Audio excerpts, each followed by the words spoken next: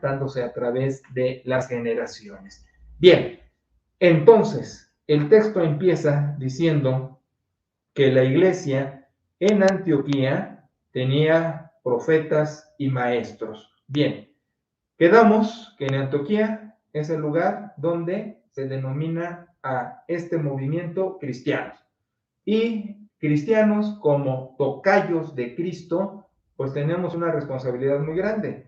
En el sermón presencial, que no en línea, comenté la anécdota histórica de Alejandro Magno, cuando uno de sus soldados, siendo este un conquistador poderoso en su tiempo, pero uno de sus soldados se echa para atrás en una batalla.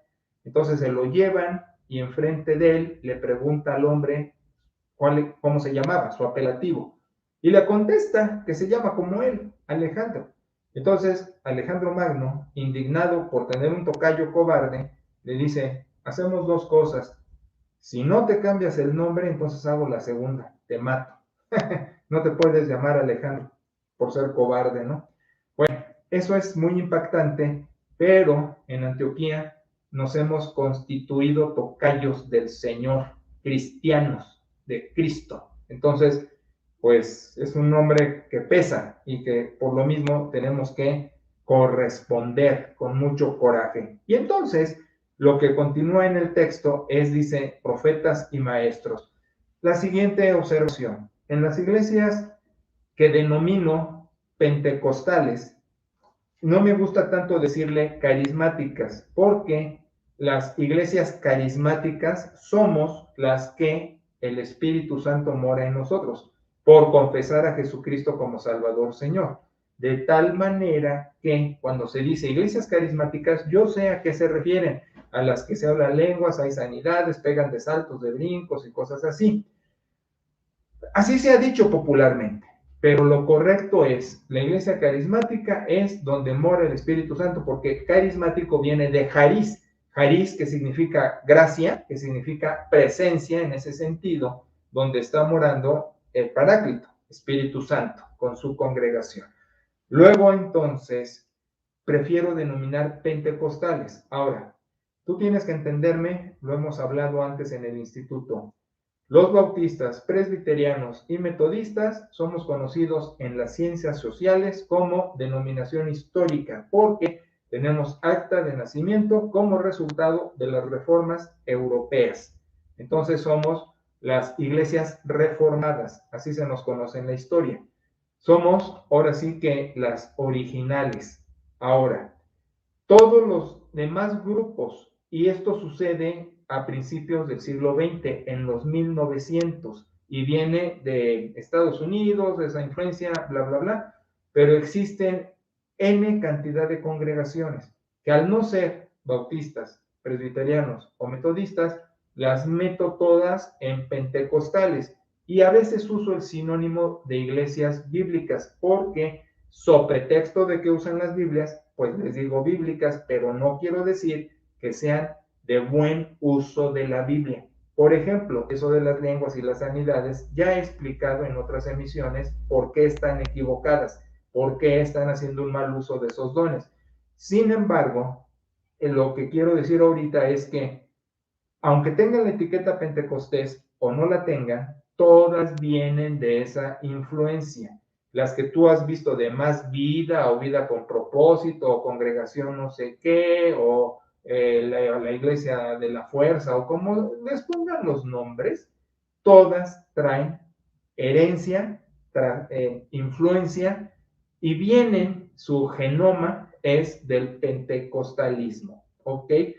Entonces, pues todas esas congregaciones sacan estas ideas de que hay escalafón en el liderazgo. Y a mí me daba mucha curiosidad cómo lo manejan, porque en reuniones donde yo he estado con ellos, en servicios interdenominacionales, manejan que profeta o apóstol es más que pastor. Y entonces así se autodenominan, se nombran el apóstol Mengano, el profeta Sutano, con ese corte sin contenido bíblico exegético, sino más bien lo místico, lo superficial, a la letra de lo que ven en sus traducciones, porque no tienen la capacidad de hacer traducción, con los idiomas bíblicos, sino nada más lo que ven en las ediciones en castellano, que luego tienen sus problemas y que también corregimos en estas emisiones. Pero lo que digo es, eso de que profetas, apóstoles tienen distintos rangos en el servicio cristiano, hoy no es así. En el tiempo en que se escribe esto y en lo particular del libro de Hechos, conocido como el periodo apostólico, que es el periodo de los fenómenos sobrenaturales, y curiosamente tú te vas a dar cuenta de algo. Fuera de Hechos, leyendo cualquier carta del resto del Nuevo Testamento, no vienen estas cosas, no vienen estas nomenclaturas, apóstoles, profetas, lo que sea, no vienen los dones de lenguas, no vienen las sanidades, no vienen los milagros, no viene nada de eso. Como que el corte novotestamentario queda muy claro después del libro de Hechos. Ahora, en el libro de Hechos pasan estos fenómenos tú verás la excepción en Corintios, que es el capítulo 14, ¿sí? Pero hay que ver desde el 12, en medio del 13 y el 14, para aclarar el uso del don de lenguas, que son idiomas, y que Pablo corrige allí en Corinto, porque en el mal uso hacían sonidos guturales, que decían que era idioma de ángel y que el apóstol censura en el capítulo 13 diciendo, si yo hablo como ángel y no tengo amor, nada soy, pero los corrige en el capítulo 14. Entonces, en el resto del Nuevo Testamento no vas a ver nada de esto raro que pasa en Hechos, por eso se llama periodo apostólico. Y más que Hechos de los apóstoles, como está mal editado, debería ser Hechos del Espíritu Santo. Él es el que está haciendo todo esto. Entonces, lo que digo es, en este periodo aún se escribe la Biblia, por eso tiene principio y tiene final. Se escribe el Nuevo Testamento, el Antiguo ya estaba, pero cerrado el periodo apostólico, se termina de escribir Biblia. Te estoy diciendo. Hoy no puede pararse nadie diciendo que recibe revelación de Dios y que puede escribir y se le agrega la Biblia. Eso, herejía. De la misma manera, los otros tipos de fenómenos sobrenaturales. Pero bueno, no quiero entretenerme más en eso. Creo que ha sido una explicación lo suficientemente clara. Pero en ese momento, por función, no por rango, por función, se distinguía. Apóstol, palabra griega, quiere decir un mensajero, un enviado. No es ángel, ángel es mensajero, apóstol es enviado. O sea, es el IBM, y venme a traer esto y venme a traer aquello, ¿sí? Lo que se usaba antes de cotorreo en las oficinas, el IBM. El apóstol era eso, vas a esta chamba, punto, ¿de acuerdo? El profeta se piensa clarividente, que adivina, que va a venir algo, que el futuro. Profeta no es otra cosa más que un proclamador. El sinónimo de profeta puede ser predicador, uno que se distingue por estar nada más predicando, ¿me explico? No por rango, pero bueno, por función se dice eso, que había estas personas. Y bueno, el texto menciona a varios, y Bernabé, siempre teniendo un lugar de preponderancia, está por supuesto en primer lugar. Lo que va a llamar la atención en el texto es que aunque aquí se menciona a Saulo, y fíjate, se le pone hasta el final, porque recordarás que así entró al final. Es como cuando en la escuela, ¿te acuerdas? Escogían para formar equipos y al más malito y al más débil, al más flaquillo ahí, era el último que escogían porque pues ya no tenían para dónde meterlo, ¿no? Así como Saulo, como el agregado, aunque Bernabé, vaya la situación, Bernabé va al principio y Saulo al final, ¿verdad? Porque Bernabé tenía preponderancia, pero Bernabé jala a Saulo, lo mete, él es el que lo introduce con los discípulos. Pero en el texto ya va a ser denominado como Pablo, y esto lo vamos a ver un poco más adelante. Curiosamente, esa sustitución. Los porqués, existen 15,000 ideas al respecto. El hecho es que no tenemos escrituralmente una comprobación que nos diga el por qué. Solamente sucede. Es como me dijeron pastor mucho tiempo, hasta que en Zacapu, Conchita me llama el Paz, me denominó el Paz. Y me gustó tanto, porque igual, cuando hablo contigo, nunca me identifico, porque yo recuerdo cuando era oveja, cuando se comunicaba conmigo el servidor, el colaborador de Dios, decía, habla contigo el pastor Zamora. así me decía. Y yo decía, bueno, sí está bien, pero sí que se dirija conmigo el pastor Zamora, pues ya lo siento como que me dice, aquí estoy, pero ponte por allá porque tenemos distancia. Y a mí siempre me ha chocado eso. Por eso, con mis ovejas, les digo ovejas y me dicen el paz. Y ovejas yo de mucho cariño porque son ovejas de Dios que me presta para cuidárselas, pero a mí me dicen el paz. Me encanta que me digan el paz. No llego, soy el pastor fulano. Y es más, cuando te hablo o te mando un mensaje, ni digo soy el paz. Digo, soy yo, lo que sea, o bromeo, pero me gusta que me digan Checo. Muchos me dicen Checo. Tengo en Pirindas, en familia Morelia, una hermanita hermosísima que como que sufre porque a ella le encanta decirme hermano pastor. Y cuando me dicen, oye Checo, oye Paz, así, como que, pero ya se irá acostumbrando. Dios le va a ir ayudando a quitar esas estructuras que nos estorban. Por eso ni siquiera nos nombramos como hermano. Fíjate que mi presidente de diáconos Neftalí, un día le dijo a Charlie, nuestro tesorero, le dijo, hermano Carlos, y lo corrijo en el culto. Oye, sonaste a la primera bautista de Morelia, man, y no estás ahí, estás en Pirindas. Aquí no es hermano Carlos, aquí es, y que hago así, y que todos, Charlie. Entonces, así somos, porque en una casa no se dirigían mis hijos a mí diciéndome, hermano pastor, papá, amigo, y bueno, de otros modos que no te voy a decir ahorita porque hay censura aquí, pero igual yo con ellos, me explico, claro, siempre poniendo lo necesario cuando era necesario, dando línea y disciplina, pero por lo demás, en el mueganismo familiar juguetón. Entonces, así me dirijo con mi gente. A Nelly le digo corazón, a otras mi niña, así me gusta llevarme con mi gente y que se dirijan conmigo. Fíjate, el otro día nos despedíamos y a mí me gusta vacilarme y les grito, adiós protestantes. Y me grita Nelly, me gana. Yo le iba a decir adiós protestante y me grita adiós aleluyo. Pero en una de las últimas, cuando les grito adiós protestante así, me grita adiós calvinista. Me encanta eso con mis ovejas. Todo eso surge por esto de la nomenclatura. Siendo la familia, siendo el muégano, no hay distinción, no hay rango. De parte de Dios sí, por función. O sea, a mí me dijo, ¿me cuidas mis ovejas? Sí, jefe, pero no eres más que ellas. Estás entre ellas y las ovejas igual. Ahora que las ovejas se someten a tu servilleta, porque pues es el principio escritural, siendo de parte de Dios mi función de cuidado, pues están ahora sí para que sean obedientes. ¿Oyeron? Bueno, entonces el asunto aquí es que dice el Señor en el verso 2, y son 12, fíjate cuánto me falta, ahorita lo agilizamos. En el verso 2 dice el Señor, ¿sí? Apártenme a fulano y a mengano, Bernabé y Saulo, al principio y al último de la lista, porque tengo tarea. Les llamo a una tarea. Ahora, te digo, Hechos es muy particular porque tiene su quehacer muy específico, pero sacamos principios. Por eso la escritura, para hacer trabajo de interpretación, no es ir a la letra, sino es ir al sentido de la letra, como decía Jesús.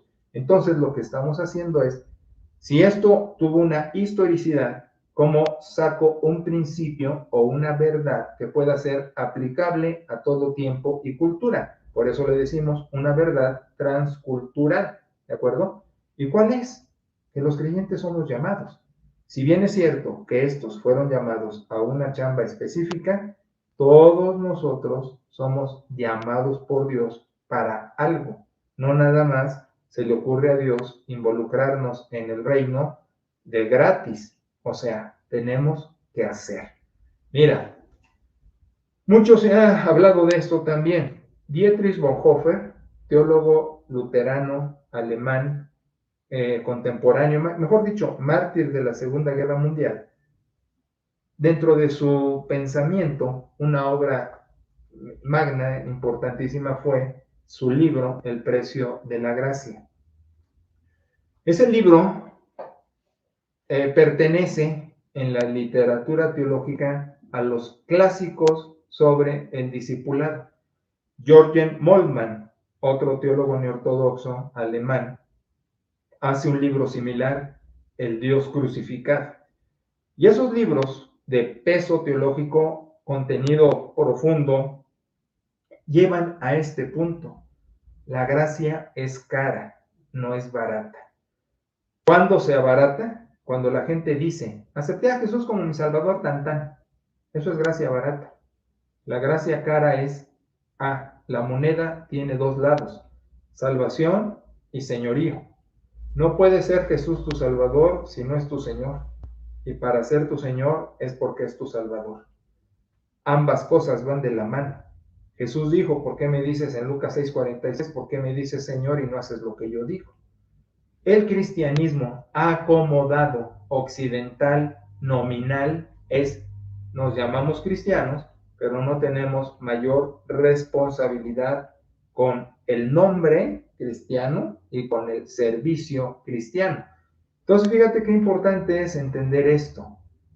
Tú, si aceptaste a Jesucristo como tu Salvador, tienes una función, tienes un llamado. No eres llamado a estar de adorno.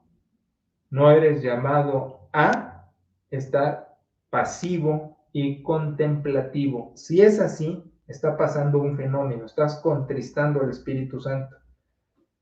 No puedes tener un carro parado en la cochera, se va a echar a perder. El carro está hecho para caminar.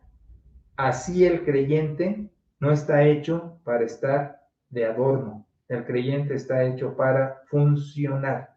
Ahora, ¿cuál es la función? Bueno, es lo que vamos a desarrollar más acá, pero te adelanto, la función en el carismatismo, en la gracia del Espíritu Santo, son todas las habilidades que tienes. Son gracias que vienen de Dios, son talentos que tus genes traen de tus antecesores, y son habilidades que has venido adquiriendo en el camino. La práctica hacia el maestro, y has venido aprendiendo cosas y has venido desarrollándolas. Todo tiene que ser trabajado para desarrollarlo. Nadie puede decir yo no sirvo en esto si no tiene entrenamiento, capacitación y ejercicio.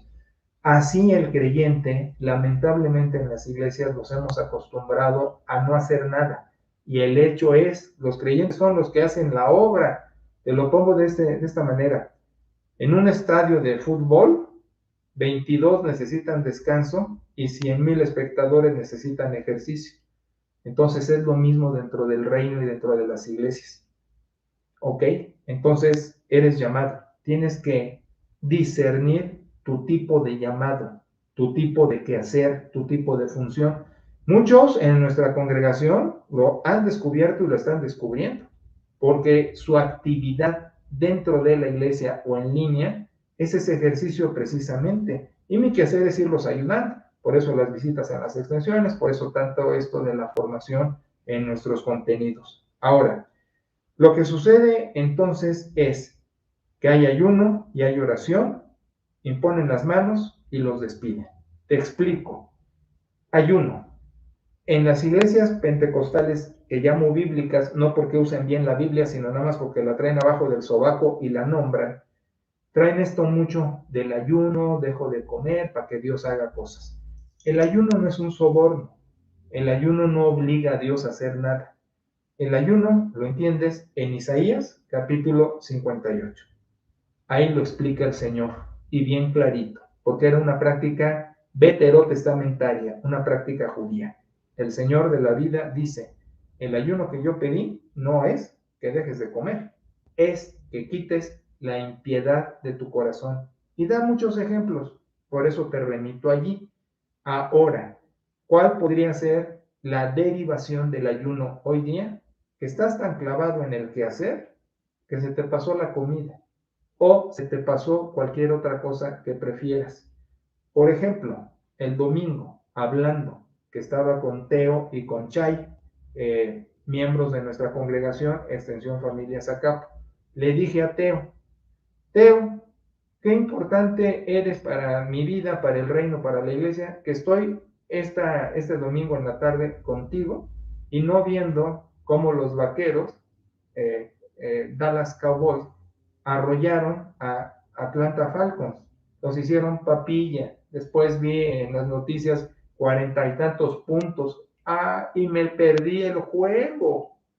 Ayuné el partido. Tú sabes que me encanta el deporte que se juega en el cielo, porque los que ya duermen en el Señor están equipados jugando. Yo estoy esperando ya mi cuerpo glorificado y que ya no use anteojos y todo eso para darme ahí mis trompadas. Pero con eso entiendes, me abstengo de lo que me gusta porque prefiero el reino. Eso es en serio, en broma, diciéndole ateo. Fíjate, estoy ministrándote y no estoy viendo el partido. Si no te querré. Entonces lo que estoy diciendo es, no solo es comida, son tus hobbies, placeres, lo que sea. Mucha gente en las iglesias no ayuna porque prefiere irse con la familia, prefiere irse a ver un partido de fútbol, prefiere descansar, prefiere trabajar y hacer dinero y no está ayunando. El ayuno en la misma iglesia el domingo es me abstengo de cosas que me distraerían o me provocan placer, no necesariamente malas. Estar con la familia no es malo, pero prefiero estar adorando con el Señor. Fíjate que tenemos una familia en Morelia, ejemplar, los Lupes. Y te digo por qué es ejemplar, te cuento. Es la única familia que he conocido o que recuerdo en este momento de mis largos años en el pastorado que hace esto. Vienen familiares de Mérida, Yucatán o del norte, vienen a verlos a Morelia y están con ellos el domingo. Y lo que hacen los Lupes es decirles, te dejo la tele prendida, aquí están las aplicaciones, los canales, puedes ver las películas que se te antoje, está el refri, come lo que quieras, nos vamos a ir al servicio, estamos en el culto adorando a nuestro Dios y después venimos con ustedes. No he visto que nadie más lo haga, porque lo usual es, paz, no voy a ir porque vino familia y voy a estar con la familia y cosas por el estilo. Y conste que es familia que viene de lejos y que no lo ven seguir, pero estos ayunan el placer de estar con la familia por ir a la adoración. ¿Te fijas? Bueno, y para no perderse mis sermones. No, siempre lo harían conmigo o con quien fuera. ¿Me explico? Ese es el ayuno. Entonces no nada más es comida, es priorizar el reino sobre tus gustos o necesidades. Ese es el ayuno. Hoy, ¿ok? Bueno, desde siempre, pero mal entendido, por eso Jesús regaña a los que lo practican sepulcros blanqueados, ¿no? Quieren aparentar que están muy demacrados por no comer. Bueno, entonces continúo. Entonces, la imposición de manos, que también las iglesias de corte, pentecostés, que te impongo las manos, te pongo las... Mira, imponer las manos no es más que el reconocimiento, ¿sí? En el tiempo místico judío, imponer las manos era un simbolismo que junto con el aceite era un derramamiento del Espíritu Santo, cosa que ya pasó cuando creíste en Jesús, ya está el Espíritu Santo en tu corazón, ya sobran esos ceremoniales, pero imponer la mano quiere significar, está con esta chamba. Eso es la imposición de manos. No nos hace más especiales, ni nos hace únicos, solo nos asigna tarea. Mira, la imposición de manos es como cuando en el ejército están todos en fila y dice, quiero un voluntario para que vaya a la trinchera a rifarse la vida, y todos se hacen para atrás y nada más queda un tarugo adelante y entonces le dicen tú, porque no se puso abusado y no se hizo para atrás, entonces parecía que daba un paso adelante. Esa es la imposición de mano. Ahora, te lo cuento, yo espero gracioso, que hayas dicho, ay, el paz, con eso de que en vez de avanzar el voluntario, todos se hacen para atrás porque le sacan y se queda el despistado. Pues tú eres el voluntario, ¿no? En broma y en serio, la imposición de manos es el que le entró a la chamba. Te estoy diciendo, ¿creíste en Cristo? Eres llamado. ¿A qué? A servirle. ¿Cómo? La imposición de manos es lo que te estoy diciendo en este momento. Tienes tarea, ¿ok? Como que es distinto leer la Biblia leyéndola, ¿verdad? Y no nada más recitándola. Bueno, entonces lo que pasa, que enviados por el Espíritu, debes entender, en Cristo toda tu vida está dirigida y monitoreada por el soberano Señor. Entonces, más que para dónde me muevo, Dios, me muevo en tu nombre, y movido en tu nombre, siempre tú estás dirigiendo. Hoy. Y entonces ellos llegan a estos sitios que está diciendo la escritura, y llegan y estaban predicando. ¿Ya entendiste? Eres llamado a predicar. Pero es que no tuve escuela, es que no me enseñaron. Hazle como el ciego del evangelio. Yo de Jesús no sé más que era ciego y veo. No necesitas saberte toda la Biblia, ni haber estado en el Instituto Teológico de la Iglesia, ni ser un doctor. Solo contar tu experiencia en Cristo. ¿Me explico? Solo lo que te consta. Por eso es testigo. ¿Quién es un testigo? El que testifica, el que dice lo que le consta. Entonces, si tienes algo con Cristo, algo te tendrá que constar. Que Dios te ama, que Jesús murió en la cruz, que resucitó para salvarte de tus pecados, que has creído en Él como tu Salvador. ¿Tan difícil es eso decirle eso a alguien? Hombre, hay que vencer timidez, hay que vencer que uno es pasivo, hay que vencer indiferencia. Y sabes que también hay que vencer la mundanalidad. Cuando pierdes de vista que eres un llamado y que eres llamado a un servicio, el creyente se hace mundano. Cuando entiendes nada más que eres salvo, más no que es tu Señor Cristo, pues me hago mundano, voy a los valores del mundo con los cuates, me contagio. Entonces, ahí que comparto, pues estoy viviendo igual que ellos, hablo igual que ellos, uso el mismo lenguaje que ellos. ¿Te acuerdas cuando Pedro es identificado después de que canta el gallo y niega al Señor? Es identificado como que anda con el Señor. Y dice el Evangelio que Pablo reniega y dice cosas soeces y dice, ¿a quién dije? Pedro, me está corrigiendo aquí la censura. Pedro, para cantar el gallo, que lo identifican que andaba con Jesús, menciona que no lo conoce y usa palabras altisonantes para renegar, para identificarse con ellos, más no con el Señor. Entonces te digo, perdemos eficacia en nuestro testimonio cuando, para no quemarte, te haces como los demás. Pero este mensaje se llama el poder espiritual en los llamados. O sea, tienes la capacidad por la presencia del Espíritu Santo para sobresalir, y no por presunción, sino por función, con quienes están a tu alrededor para presentar a Cristo, que es lo que hacen. Híjole, tengo que meterle tercera. Entonces, en ese quehacer hay un sujeto muy inteligente, Sergio Paulo, y este quiere que le hablen de Cristo, porque es lo que están haciendo. A eso son llamados. Entonces, hay un estorbante, ¿sí? Elimas, que era Bar Jesús, hijo de Jesús. Bar en arameo es hijo de.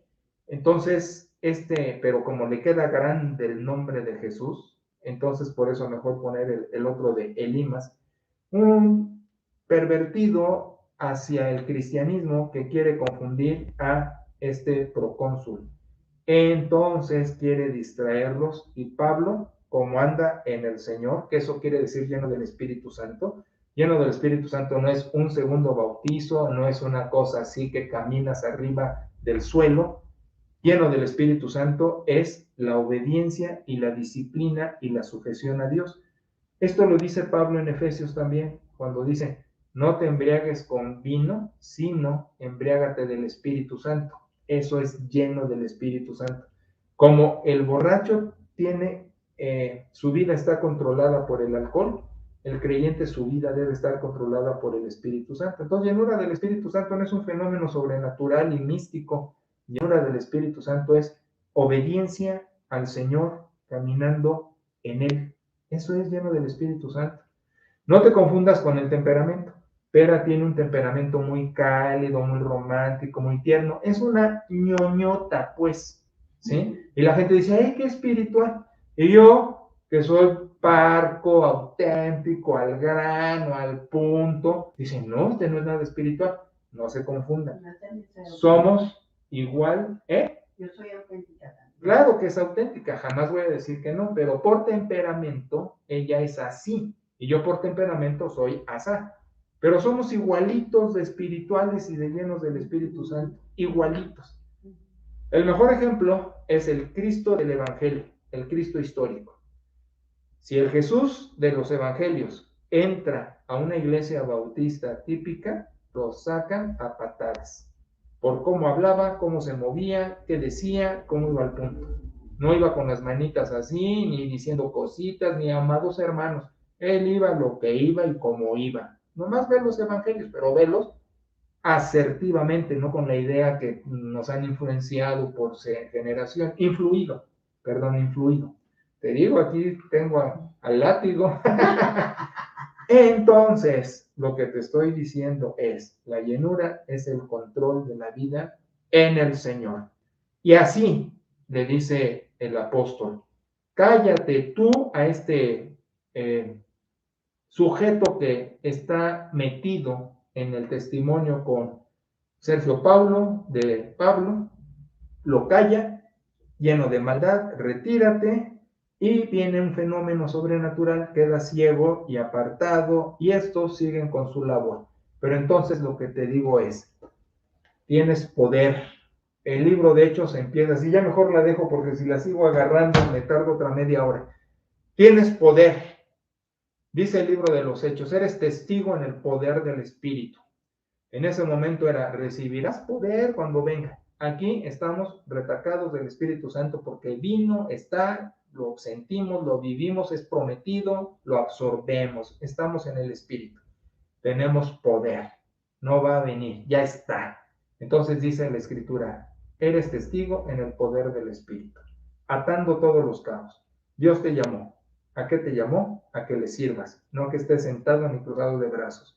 ¿Qué es tu servicio principal dentro de muchos talentos y habilidades y dones que puedes hacer? Proclamar su nombre.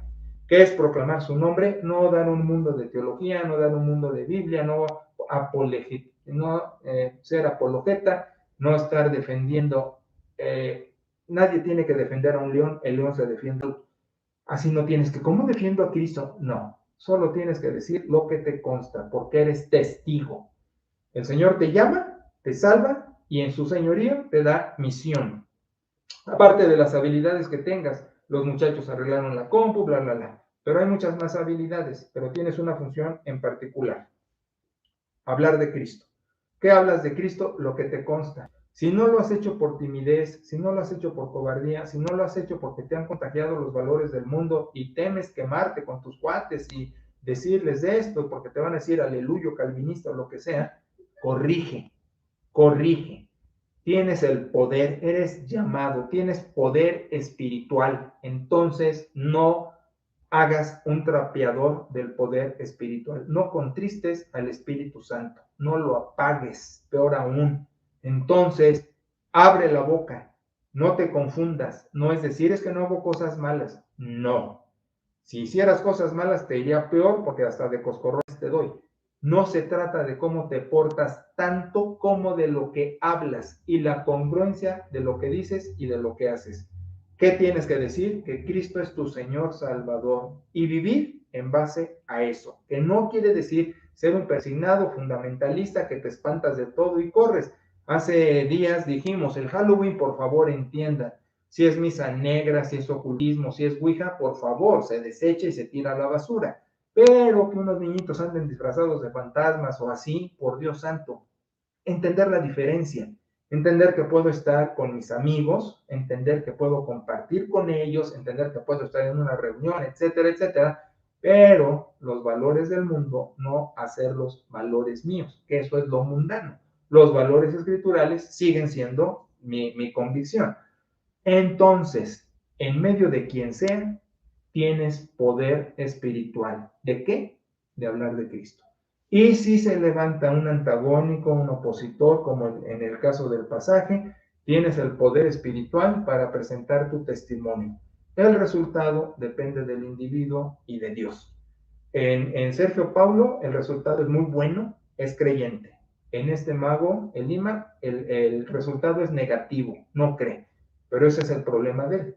El problema tuyo es que no te puedes quedar callado. Y el problema tuyo es, tienes poder porque eres llamado. El problema sería no usar ese poder. Ser un carro en una cochera, echándose a perder, oxidándose, pegándose el motor y siendo víctima del tiempo y del desuso. Eres un Mustang deportivo porque el Espíritu Santo mora en ti, entonces camina todo lo que el motor te da. Estate en tus devocionales, estate en tu oración, estate en los contenidos, estate en los audios matutinos, en las emisiones, consume el discipulado, entiende todo lo que tienes y eres en Dios, sobre todo la presencia del poderoso Espíritu Santo, y entiende que estás para, como cantó Perita hace unos instantes, ser instrumento de paz. Con quienes trabajas, con quienes vives, con quienes te rodean, con quienes convives. ¿Cuál es tu función? Decir lo que te consta. El problema sería que no tuvieras nada que te conste, pero en el entendido de que eres salvo por la sangre de Jesucristo, lo que te consta es el perdón de pecados en su nombre. Eso es lo que tienes que decir. El ciego del Evangelio le preguntan, háblanos de Cristo, es esto, es lo otro, es aquello. Yo no sé más, que era ciego y veo. ¿Qué le digo a mis cuates? Además tienes mucho tiempo de iglesia y muchos contenidos. Mira, a veces veo a las ovejas, como dice el Antiguo Testamento, como las vacas gordas de Basán, que nada más comen, que nada más se están masticando los pastos y no producen leche. Entonces lo que estoy diciendo es, ¿cuánto tiempo tienes en la congregación, no solo en linaje, sino en tu historial cristiano? ¿Cuánto tiempo? ¿Cuánto tiempo de sermones pajeros y cuánto tiempo de sermones con contenido con tu servidor? ¿Cuánto tiempo? Y aunque me veas así, pero es la verdad, ¿cuánto tiempo? Entonces, ¿qué? ¿Nada más estás en obesidad o estás en productividad? La queja de hoy día en el sector salud es, comen y no hacen ejercicio. La queja en el cristianismo es, están alimentados, pero no producen. ¿Qué tenemos que producir? Cristianos. ¿Qué tenemos que producir? Testimonio. ¿Qué tenemos que compartir? A Jesucristo. Para eso fuiste llamado. No para que vean qué buena persona eres, no para que los lleves a la iglesia. Entiéndeme, llevarlos a la iglesia es importante, pero lo primero es llevarlos a Cristo. ¿Cómo los llevo a Cristo? A través de decirles que tengo un Salvador. Es lo que hace Pablo. ¿A qué es llamado? ¿Para qué los apartan? Para hablar de Jesucristo, con media humanidad. ¿Con quiénes empezamos? Lo dice Hechos, con tus círculos concéntricos de influencia, los que tienes alrededor, con esos. ¿Por qué no lo hago? Ah, porque me da pena, porque me chiveo, porque me quemo, porque ven que tengo un mal testimonio. Correcciones. Ya es época, ¿no? Diría mi santa suegra, que en gloria esté, ya es hora, ya es hora. Entonces, has de decir, pues qué bueno que estás contento que ya el equipo funciona bien y grabas desde casa pastoral, ¿verdad? Porque se te nota lo alegre, ya deja de latigar, pero es hora de que el creyente se levante y haga lo que tiene que hacer, que no es otra cosa que hablar de Jesucristo, Señor, Salvador. Tienes el poder espiritual y has sido llamado para eso. Y yo nunca te voy a pedir algo que yo primero no esté haciendo o dispuesto a hacer. Es un compromiso para todos. ¿Ok? Bien.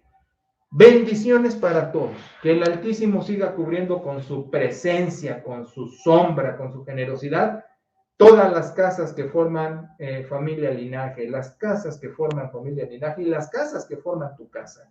Bendiciones para todos, acompañamiento del cielo para todos, la presencia de Dios con ustedes y hasta la próxima, primeramente Dios.